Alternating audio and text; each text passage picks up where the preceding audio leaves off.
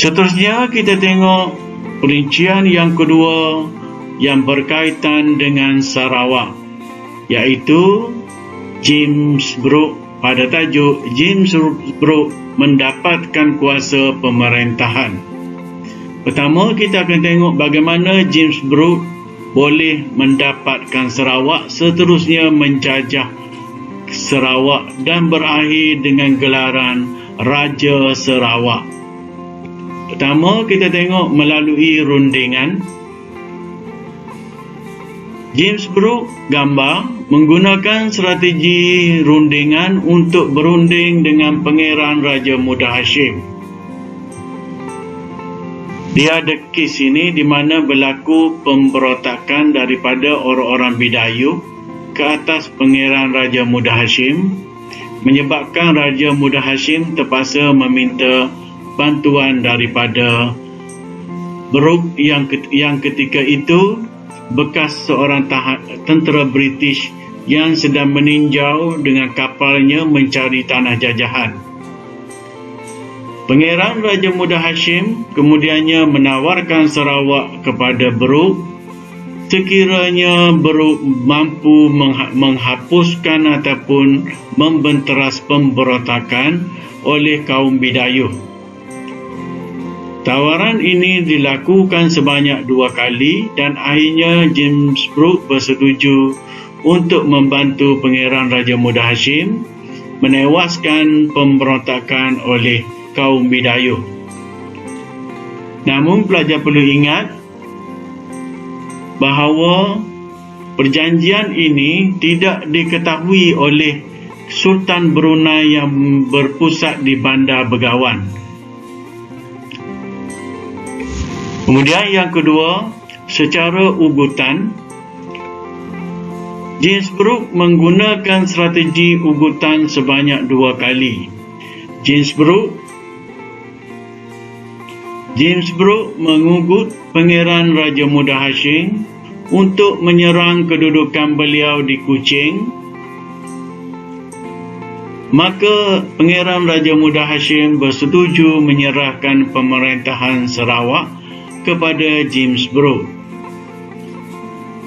Kemudian James Brooke hadir ke Brunei dengan diiringi oleh Angkatan Tentera Laut British untuk mengesahkan penyerahan oleh Raja Muda Hashim kepada British. Ini menimbulkan konflik. Kalau pelajar baca buku-buku sejarah yang lain, ini menimbulkan konflik kerana Sultan Brunei tidak mengetahui perjanjian antara Raja Muda Hashim dengan James Brooke. Pada awalnya, Kesultanan Brunei menolak penyerahan Sarawak kepada James Brooke, namun James Brooke bertindak membedil ataupun mengebom Bandar Seri Begawan selama 1 bulan yang menyebabkan Kesultanan Brunei akhirnya bersetuju mengiktiraf perjanjian antara Pangeran Raja Muda Hashim dengan James Brooke. Lalu Sarawak diserahkan kepada James Brooke.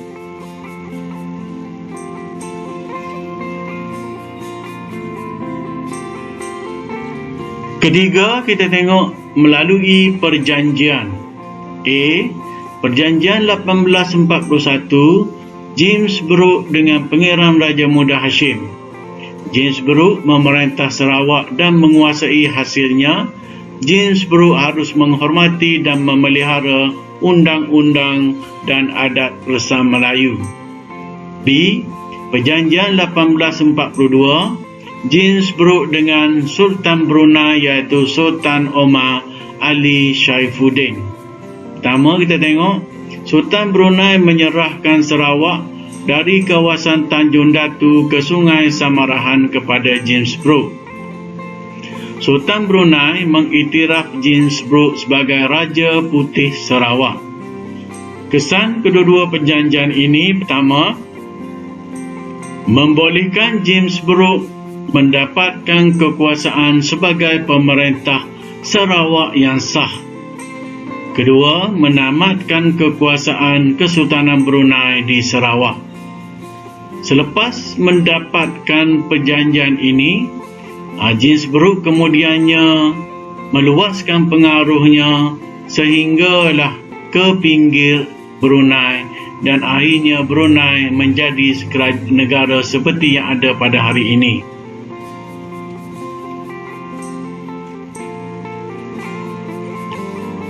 Yang keempat, melalui ketenteraan ataupun melalui fizikal. Pertama, kita tengok strategi ketenteraan digunakan oleh James Brooke dalam usaha untuk mendapatkan Sarawak. James Brooke mendapatkan bantuan ketenteraan melalui sokongan kapal HMS Dido yang dimiliki oleh Angkatan Tentera Laut British. Walaupun James Brooke ini bercorak individu, tapi kerajaan British melalui tenteranya membantu rakyatnya yang cuba mendapatkan tanah jajahan di timur. Kapal ini digunakan bagi memerangi ancaman lanun yang mengganggu perdagangan dan juga ketenteraman di Sarawak yang mengganggu pemerintahan Brooke.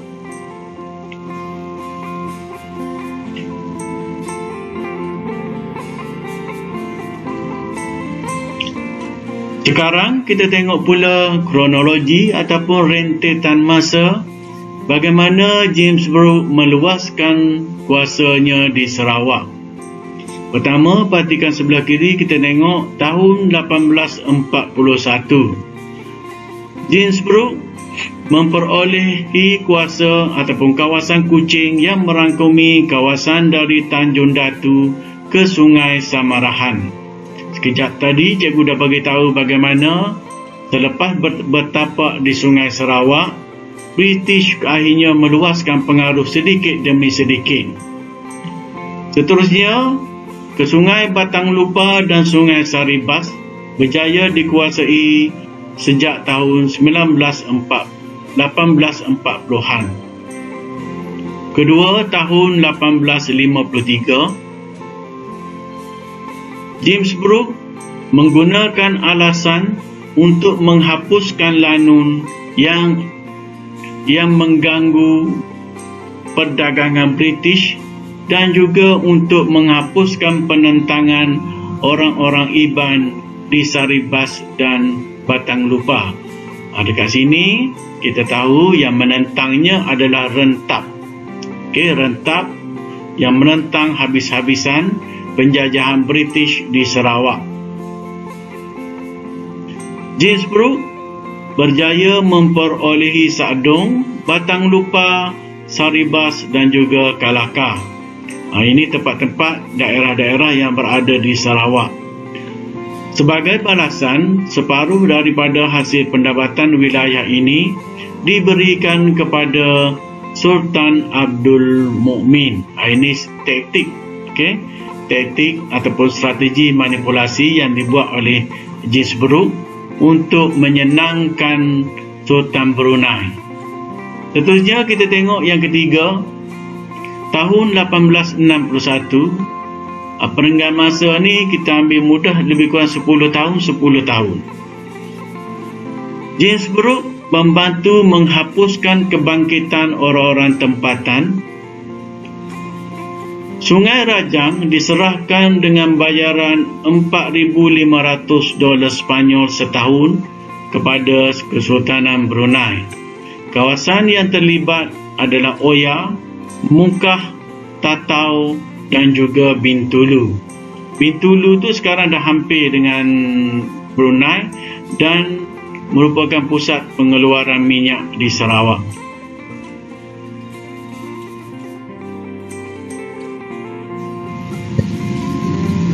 Keempat, kita tengok tahun 1883. Orang Kayan di kawasan Sungai Baram bangun menentang Kesultanan Brunei. Sultan Brunei kemudiannya menyerahkan Baram dan seluruh lembangan sungai barang kepada Charles Brooke dengan bayaran ufti sebanyak $4,200 Sepanyol setahun. Kelima tahun 1885 berlaku pembunuhan beberapa orang peniaga Sarawak oleh kaum Murut di kawasan Sungai Terusan. Ini pun menjadi alasan kepada Brooke, iaitu anak kepada James Brooke, Charles Brooke, untuk meluaskan wilayah dan kekuasaan keluarga Brooke. Kawasan di Sungai Terusan diserahkan kepada Charles Brooke dengan bayaran $4,500 Sepanyol. Macam beli dah ni, bukannya pajak, bukannya sewa. Seterusnya, yang keenam, kita tengok tahun 1890, penduduk Limbang ni satu kawasan yang hampir dengan Brunei. Penduduk Limbang bersetuju untuk menyertai Sarawak. Charles Brooke memperolehi Limbang pada tahun 1890 dengan bayaran sebanyak $6,000 Sepanyol kepada Sultan Brunei. Okey, dia beli. Yang ketujuh, pada 12 Januari 1905, Kerajaan Sarawak memperolehi hak terhadap Lawas yang sebelum itu dimiliki oleh SBUB. Sempadan Sarawak kemudiannya kekal sehingga ke hari ini bersempadan dengan Lawas. Jadi daripada hujung Bandar Kuching sehingga Lawas, keluarga Brooke menguasai pentadbiran di negeri Sarawak, dan kerana penjualan itu Brunei kehilangan wilayah sehingga sekarang. Dan tidak ada sebab sekiranya Brunei mahu menuntut kembali kerana mereka menandatangani perjanjian penjualan serta tidak lagi mengakui ataupun tidak lagi mengiktiraf Sarawak sebagai sebahagian daripada Kesultanan Brunei.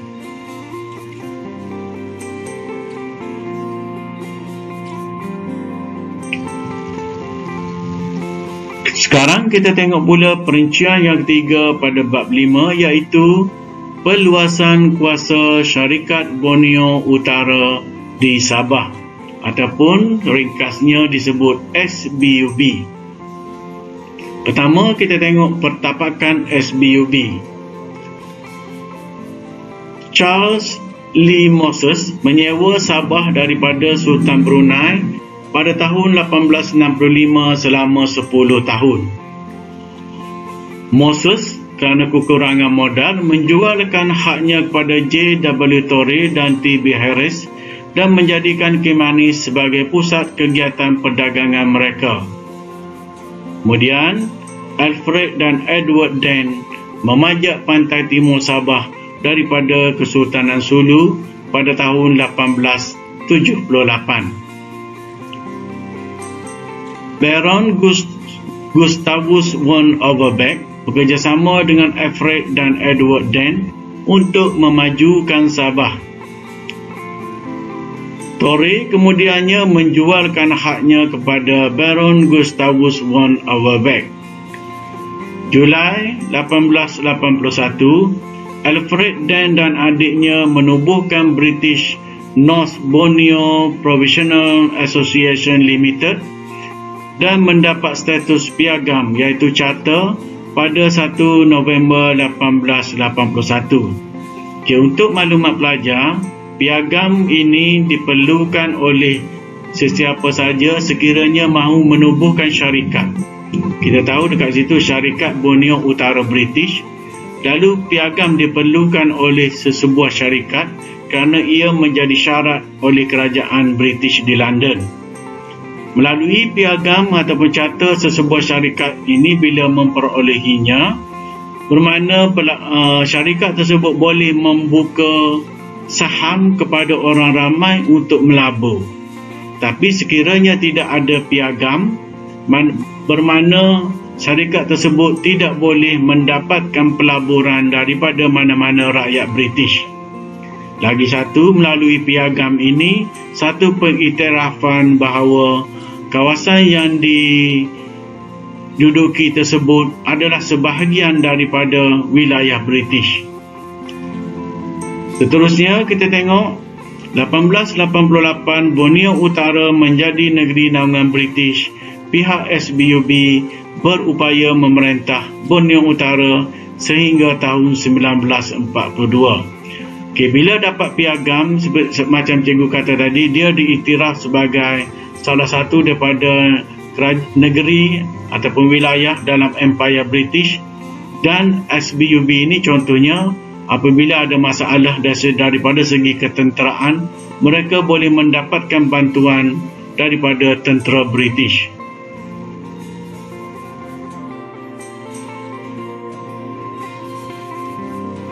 Sekarang kita lanjutkan penelitian kita kepada syarat pemberian piagam diraja. Pertama, SBUB tidak dibenarkan menyerahkan Sabah kepada pihak lain tanpa kebenaran British.